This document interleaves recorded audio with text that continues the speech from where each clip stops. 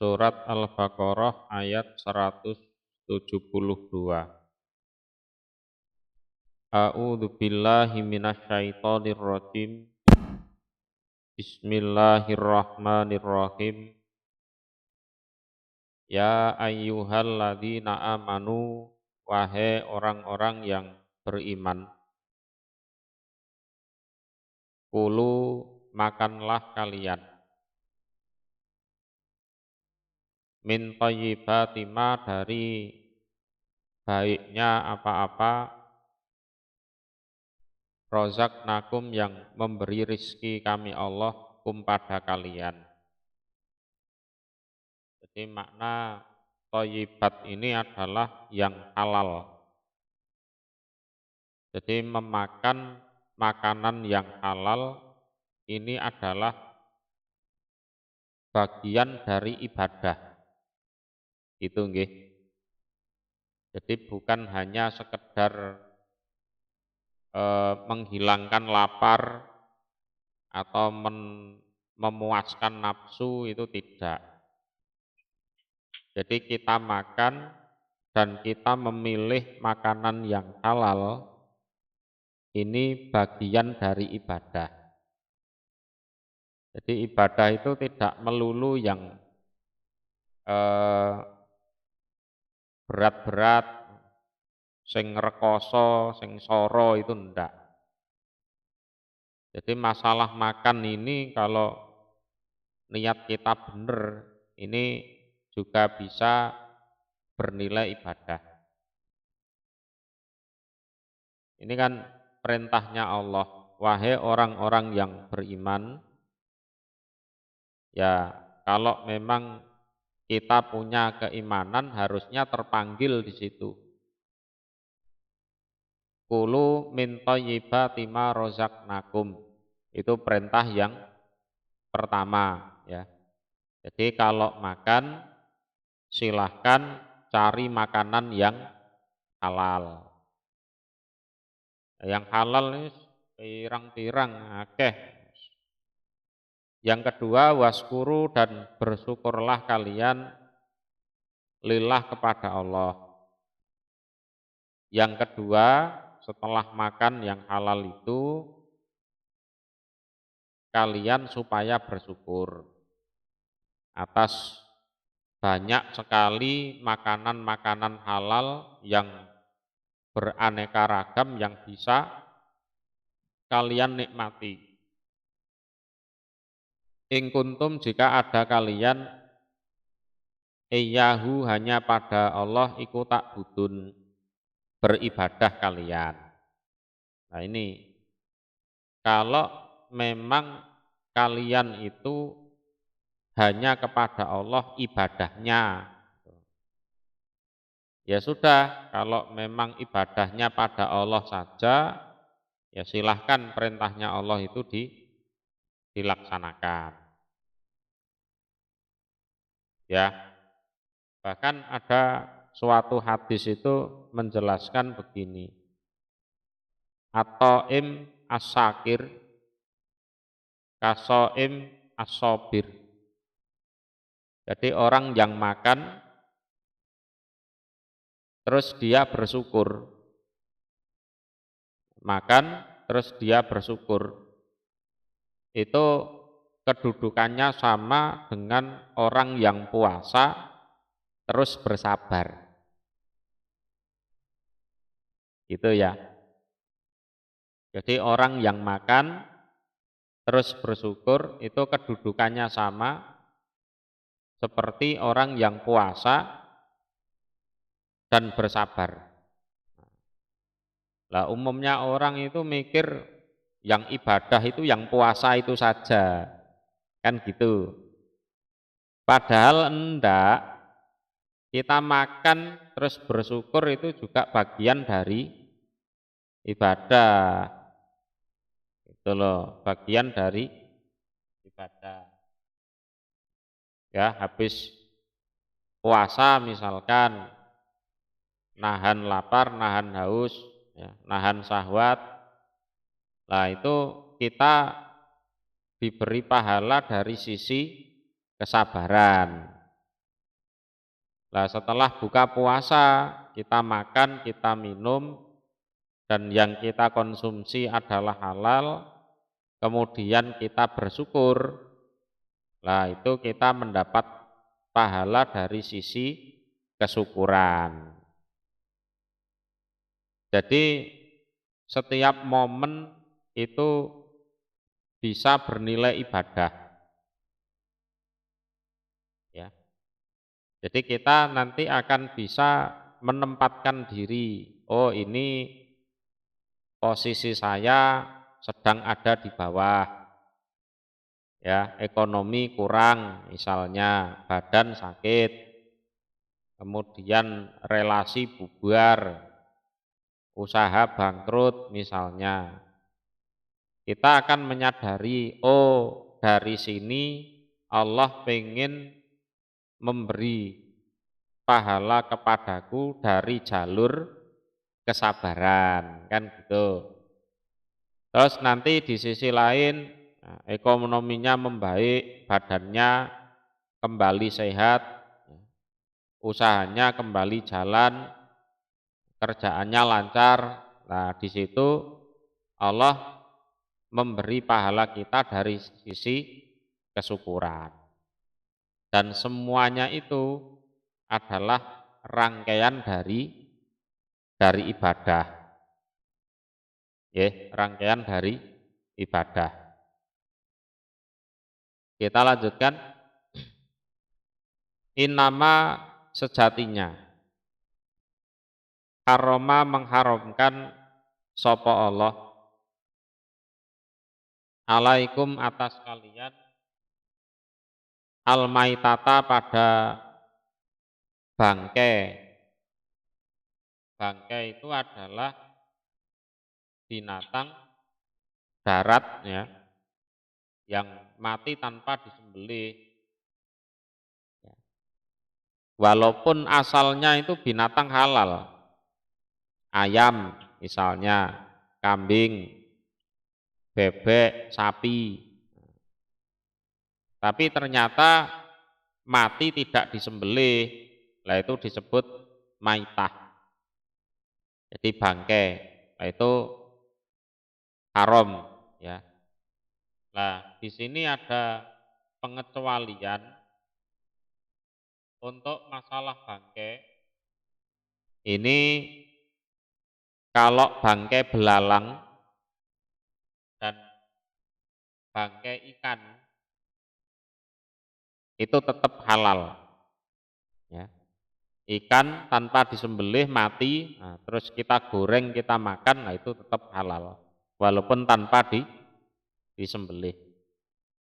Belalang juga, belalang dan sejenisnya termasuk jangkrik, nah, itu halal. Ya. Nek jenengan doyan, masalahnya kan niku aja. Nek doyan, ya. Bagian dari belalang itu jangkrik.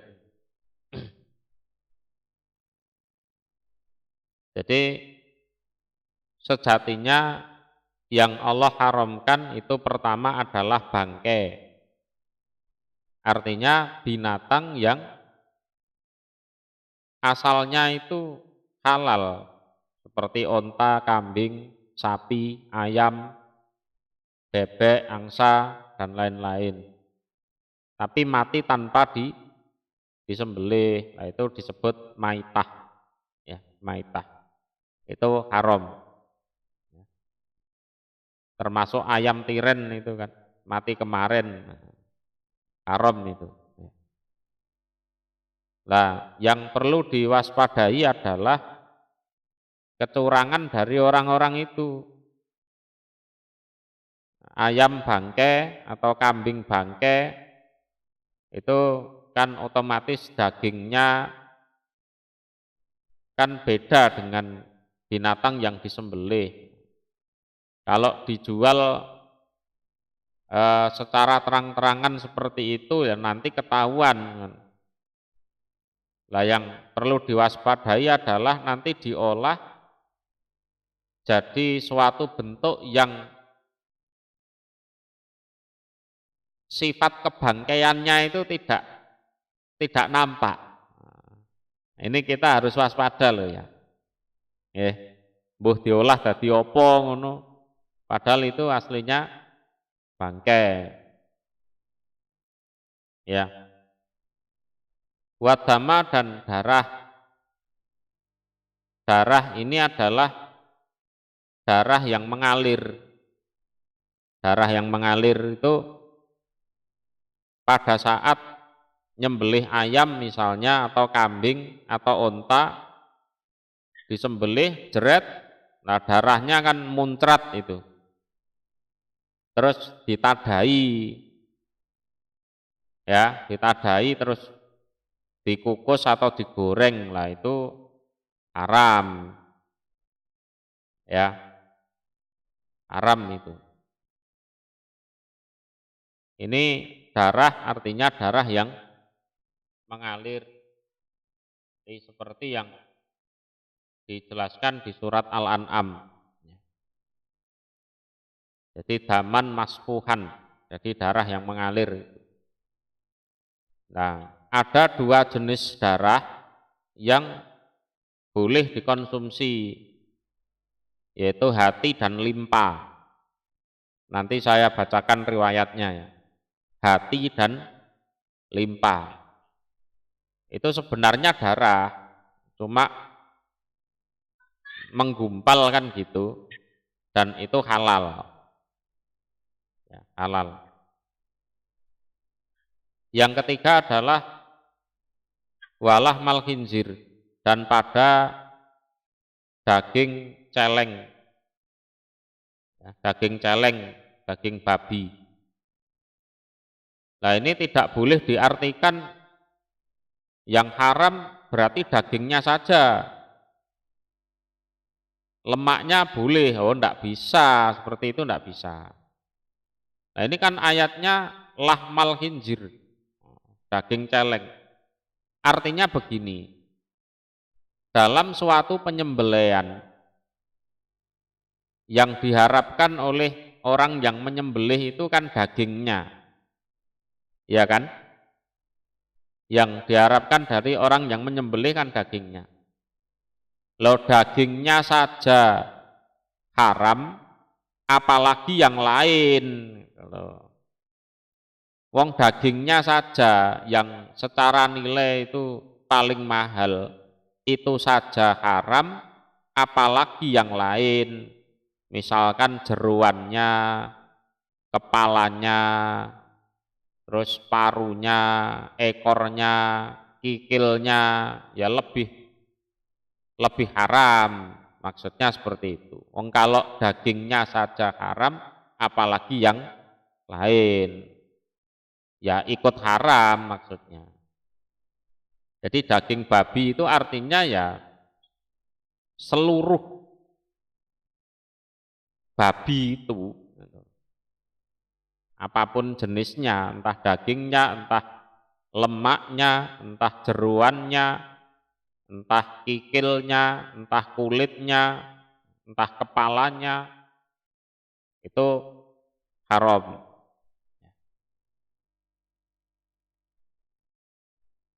Wama dan apa-apa, ini yang keempat, uhila yang disembelih atau yang disebut disembelih, apa bihi pa ligoirilah untuk selain Allah, termasuk binatang-binatang yang untuk persembahan kepada selain Allah. Jadi disembelih dengan nama selain Allah, dengan nama berhala Lata misalnya, dengan nama berhala Uzza, berhala Manata, atau kalau orang sekarang itu nyembelih ndak baca bismillah malah merdeka, nah gitu itu. Jadi ndak disebut nama Allah, yang disebut selain Allah. Walaupun binatangnya itu halal, entah ayam, entah kambing, entah sapi, dan disembelih. Tapi pada saat disembelih itu yang disebut adalah nama selain Allah. Itu haram. Ya, itu haram. Nah, ini saya bacakan riwayatnya ya. An Abdillah ibni Umar, anna Rasulullah, sesungguhnya Rasul Sallallahu alaihi wasallam qala ukillat lakum maitatani wa damani. Jadi dihalalkan untuk kalian dua jenis bangkai dan dua jenis darah. Jadi dua jenis bangkai dan dua jenis darah. Fa ammal maitatani fal hutu wal jarodu.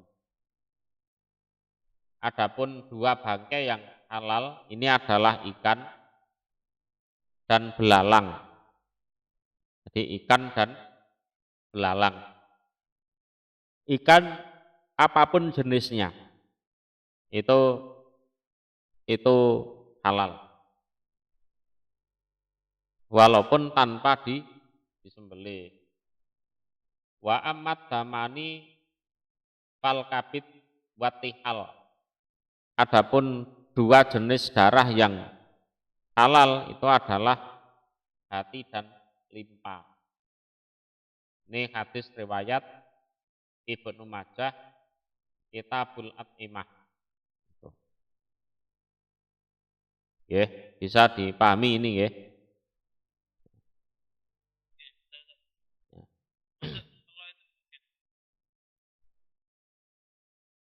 Rempelo.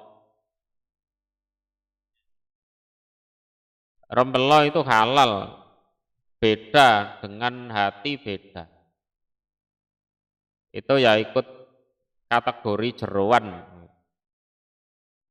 Ya, kategori jeroan. Ini kan kaitannya dengan darah. Artinya apa? Hati dan limpa itu sebenarnya adalah darah, gitu loh. Cuma menggumpal,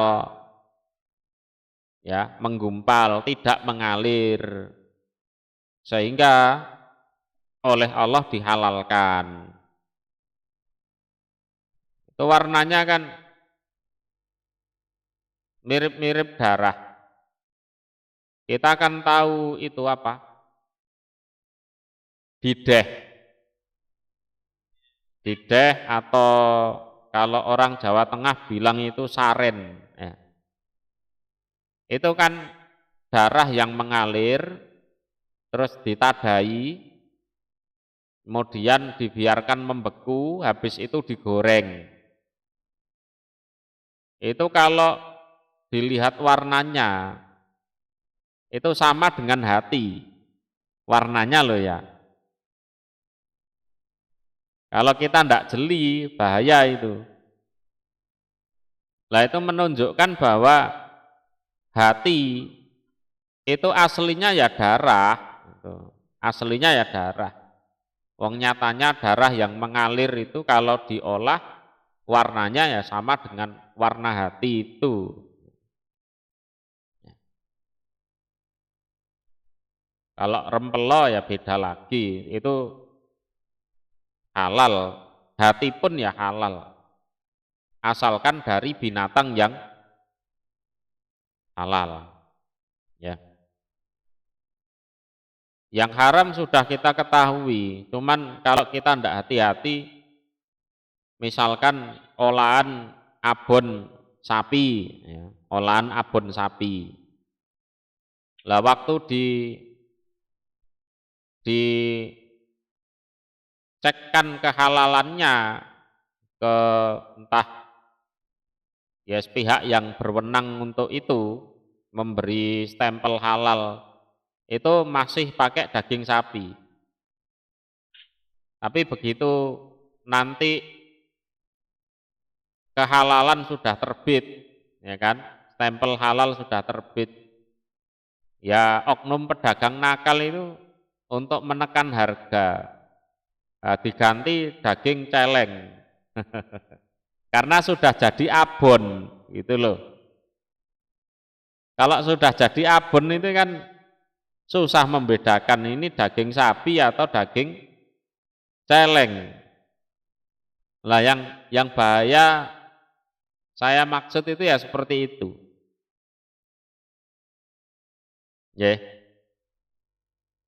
Jadi sebenarnya haram ya, entah itu celeng atau bangke atau apa, tapi berhubung dibentuk dengan bentuk yang lain sehingga enggak begitu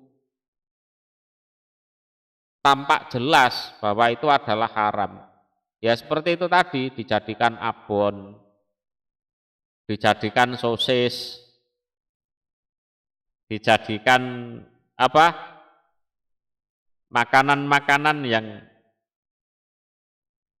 ya katanya entah dari ayam atau dari sapi atau apa. Tapi kan sudah dalam bentuk yang lain kan gitu. Nah itu kita hendaknya supaya hati-hati. Jangan hanya karena ngikuti tren terus yang seperti itu diabaikan.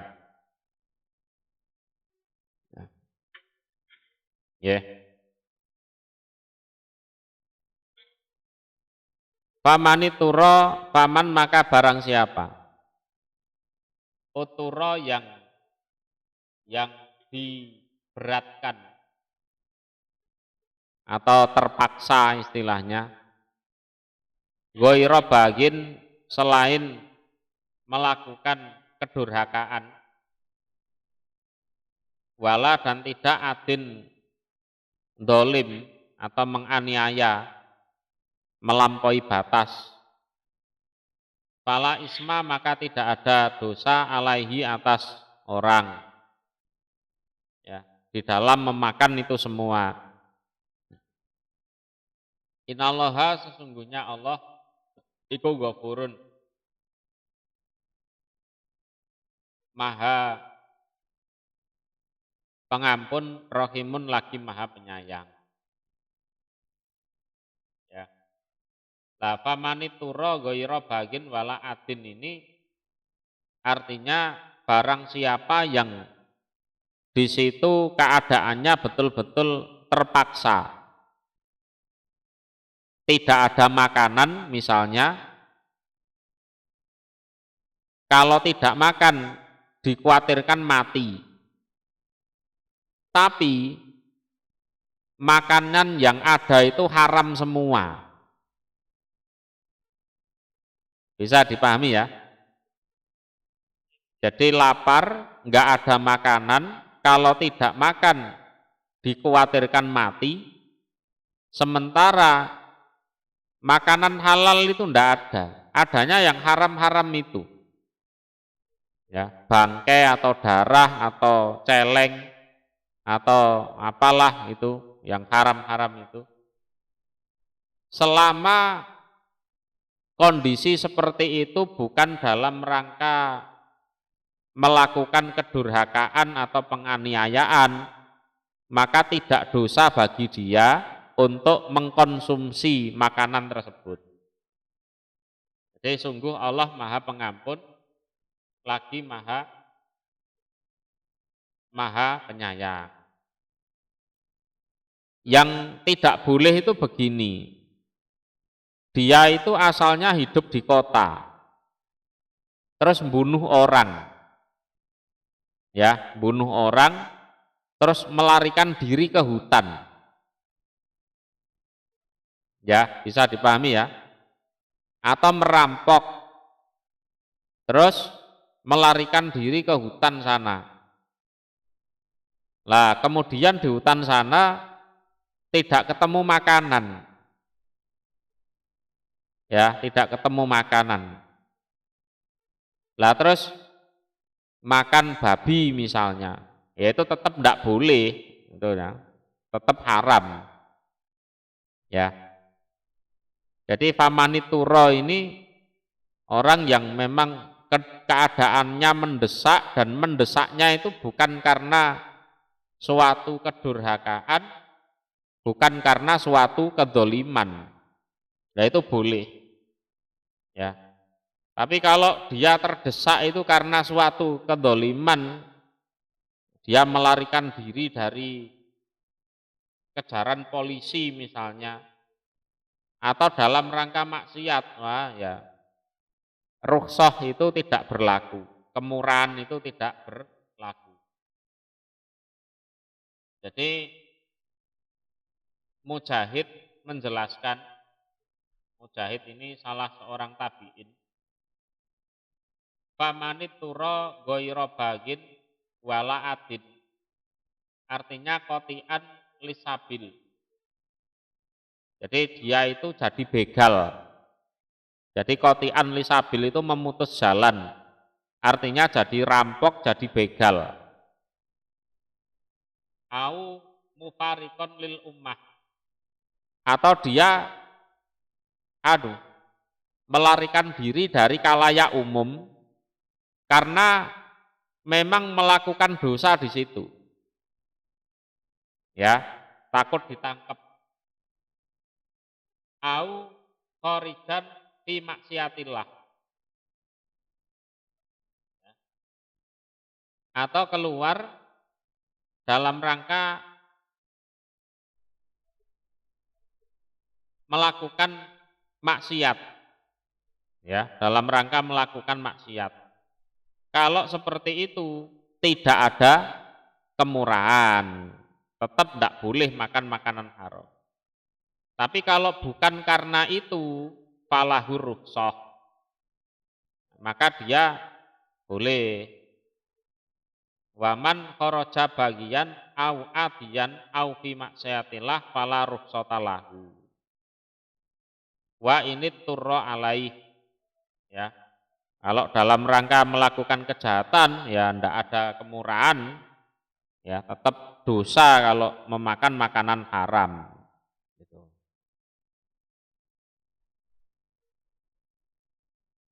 Gimana? Cukup dulu?